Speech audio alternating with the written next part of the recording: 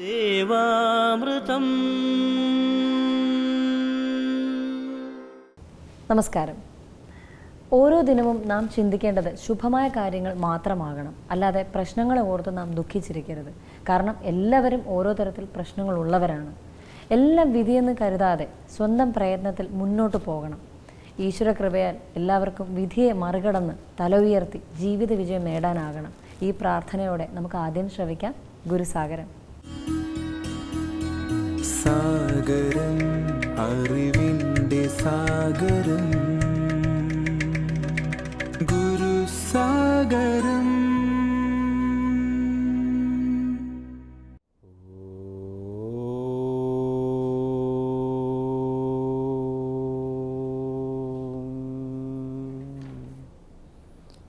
അജ്ഞാനതിമിരാന്ധസ്യ ജ്ഞാനാഞ്ജനശലാകയാ ചക്ഷുരുന്മീലിതം തേന തസ്മൈ ശ്രീ ഗുരവേ നമഃ.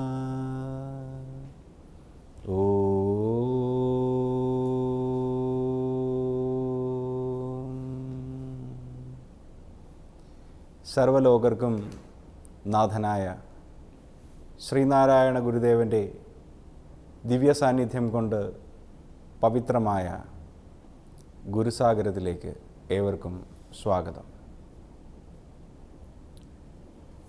ഭഗവാൻ ശ്രീനാരായണ ഗുരുദേവൻ്റെ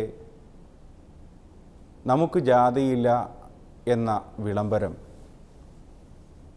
വളരെയധികം ചർച്ചയായിക്കൊണ്ടിരിക്കുന്ന ഒരു കാലമാണിത്.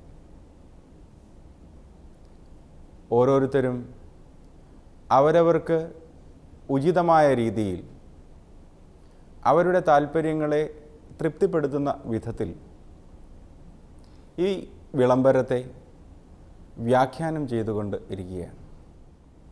ഈ അവസരത്തിൽ നമ്മുടെ ഗുരുസാഗരം പങ്ക്തി ജാതിയെക്കുറിച്ചിട്ടും മതത്തെക്കുറിച്ചും എന്താണ് ശ്രീനാരായണ ഗുരുദേവൻ പറഞ്ഞിട്ടുള്ളത് എന്ന വിഷയത്തെക്കുറിച്ചിട്ടാണ് ഇനിയുള്ള ഏതാനും ലക്കങ്ങളിലെ നമ്മുടെ ചർച്ചകൾ മുന്നോട്ട് പോകുന്നത്. ജാതി വിളംബരത്തിനും 2 വർഷം മുമ്പ് 1914 ശ്രീനാരായണ ഗുരുദേവൻ തൻ്റെ നിലപാട് വ്യക്തമാക്കിക്കൊണ്ട് 2 കൃതികൾ രചിക്കുകയുണ്ടായി.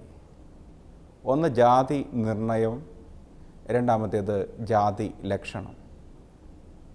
ഈ 2 കൃതികളിലൂടെയും ജാതിയുടെ നിരർത്ഥകതയെക്കുറിച്ചിട്ട് വളരെ ശാസ്ത്രീയമായിട്ടും വളരെ ആധികാരികമായിട്ടും ഭഗവാൻ പറയുകയുണ്ടായി.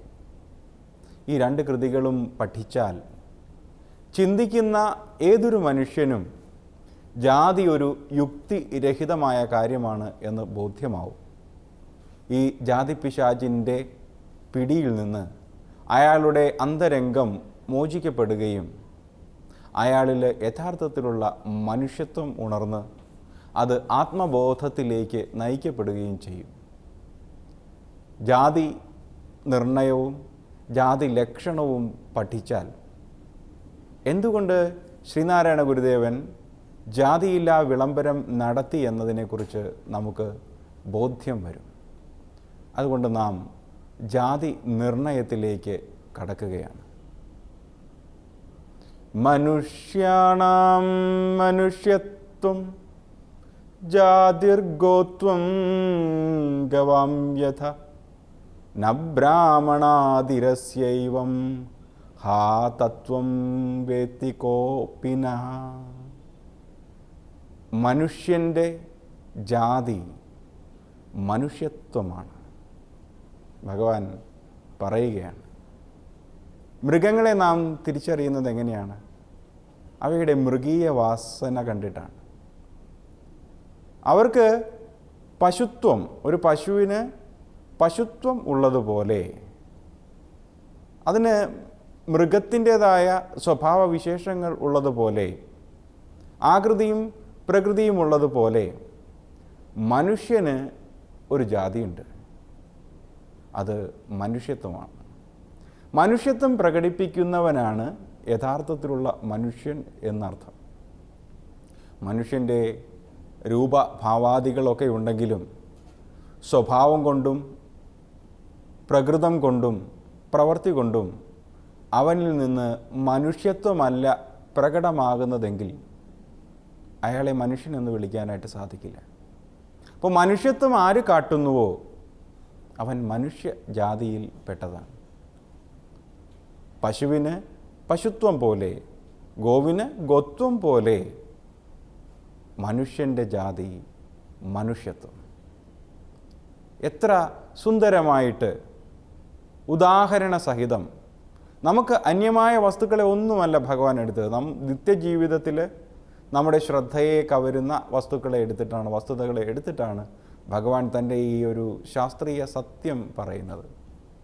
കാരണം ഈ ഭൂമിയിൽ പറവകൾ എന്ന് പറയുന്ന ഒരു വിഭാഗമുണ്ട്, മൃഗങ്ങൾ എന്ന് പറയുന്ന ഒരു വിഭാഗമുണ്ട്, മനുഷ്യൻ എന്ന് പറയുന്നൊരു വിഭാഗമുണ്ട്. അപ്പോൾ ഈ വിഭാഗത്തെ, ഈ വർഗത്തെ, ഈ സ്പീഷീസിനെ ആണ് നമ്മൾ ജാതി എന്ന് പറയുന്ന പദം കൊണ്ട് ഉദ്ദേശിക്കുന്നത്. ജാതി, ഇന്ന സ്പീഷീസിൽപ്പെട്ട ജന്തു, ആ സ്പീഷീസിൽപ്പെട്ടതാണ് മൃഗം. മൃഗം എന്ന് പറയുന്ന സ്പീഷീസാണത്.